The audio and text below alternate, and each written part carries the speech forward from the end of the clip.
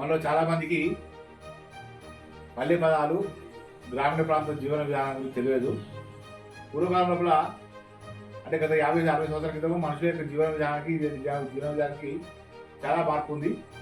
ఆనాటి జీవన విధానం ఏ విధంగా ఉన్నటువంటిది ఈ పెద్ద మనుషులను చూసి వాళ్ళ నుంచి విషయాలు సేకరిద్దాం. దయచేసి వీడియో పూర్తిగా చూడండి. అప్పటి జీవన విధానం గురించి, అప్పటి బ్రతుకు తెరువు గురించి, అప్పుడు పడిన కష్టాలు నష్టాలు కన్నీళ్ళ గురించి ఈరోజు తెలుసుకుందాం. కమాన్ వాచ్. అమ్మా, మీరు మీ చిన్నతనంలో మీరు ఏ విధంగా ఉండేవాళ్ళు ఒకసారి చెప్తారా? పొద్దున్న లేచి ఏం పని చేసేవాళ్ళు? పొద్దుగాలు లేచి ఊడ్చి చల్లి ముగ్గులు వేసుకొని మళ్ళా బాయికాడికి పోయి బర్రెల పెండ తీసి గడ్డి వేసి కోసుకొని వచ్చి ఇంటికి మళ్ళా వస్తాం. ఇంటికి వచ్చినాక తర్వాత అత్త ఆకలి అవుతున్నట్టు కూడా అన్నం పెట్టలేదు. లేదు అన్నం గట్టుక గిన్నెలు వేయాలి, ఉప్పు వేసుకోవాలి, నీళ్ళు పోసుకోవాలి, తాగాలి. మళ్ళీ అన్నాడు పనిగో అన్నారు సారు. కైకిలు పోమన్నారు. సాయం కడుపు తిని దొక్క కట్టుకొని నాటే పోయినాం. నాటే పొద్దుగా దాకా పోతే ఆటన కైకిలు తెచ్చి అత్తకి ఇవ్వాలి. పొద్దుటి కూడా చారన కైకిలు తెచ్చి అత్తకి ఇవ్వాలి. మళ్ళీ అప్పుడు ఆరబెట్టుడు అన్నం కుండల వంతు ఆరబెట్టుకున్నాం. అది సిద్ధి కింది గంజి పోతురు కోడలకు. అన్ని కష్టాలు బాధలు, బట్టలు లేక ఇబ్బందులు కష్టాలు పడ్డాం సార్ మేము. అప్పటి నుంచి కూడా ఇప్పటిదాకా. ఇప్పుడు కొంచెం అట్లా కొంచెం తెలివైనాం కానీ మత్తు కష్టాలు పడ్డాం సార్ మేము. పడడానికి బాధలు పడ్డం. వద్దు దంతుడు, పట్టితులు లేదు, దంతుడు, కోటేసుడు, వండుడు, పెట్టుడు, మనకు అత్తలు తిట్టుడు, పని చేయకుంటే సాధన అయితే లేదన్నా కానీ తినలే. అట్లా చేస్తుడు. మొగలు కూడా తల్లి దిక్కే, పెళ్ళ దిక్కుండరు. కొడుకులు కూడా తల్లి దిక్కే మాట్లాడారు. కూడా తల్లి దిక్కే. ఇక కొడుకులు ఆడబిడ్డలు అందరూ ఆరన్లు. ఇది ఒక కథ. ఇట్లా కష్టాలు పడ్డాం సార్ మేము. చాలా బాధపడ్డాము.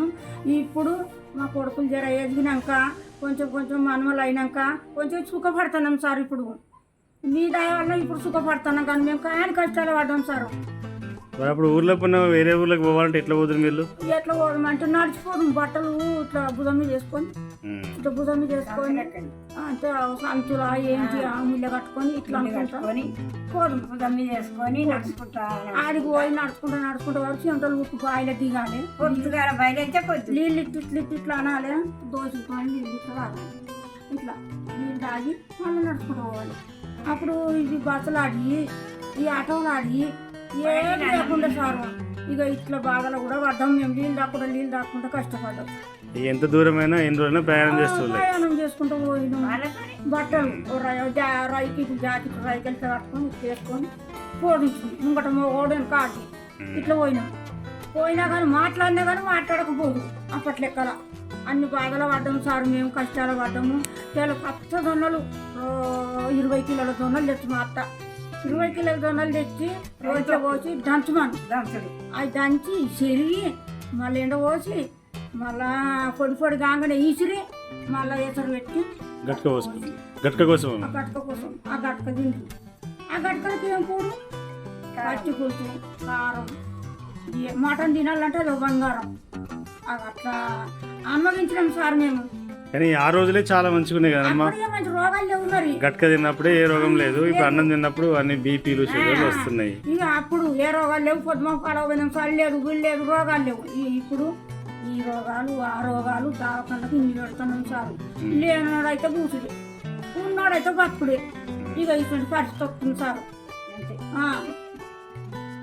ఇన్ని బాధలు పడ్డాము. ఆడబిడ్డతో పడ్డాము, మొగలతోని మరుగులతోటి సంసారం చేసినాం ఇవాళ దాకా. గట్లా బట్టలు బట్టయనియపోదురు, చీర అనియపోదురు. అది కోడలు ఏరే, అత్త ఏరే, ఆడబిడ్డలే ఏరే. అట్లా చేసినాం సార్ మేము. అట్లా చేసేపటికి ఇట్లున్నారండి. ఇట్లున్నాం ఇప్పుడు ఆరోగ్యంగా. ఇప్పుడు మానవులతో సుఖపడుతున్నాం. ఇప్పుడు అలా బుక్కడితో మేము బుక్కడి తింటున్నాం. ఈ బుక్కడి తినకండి. సరే అమ్మా.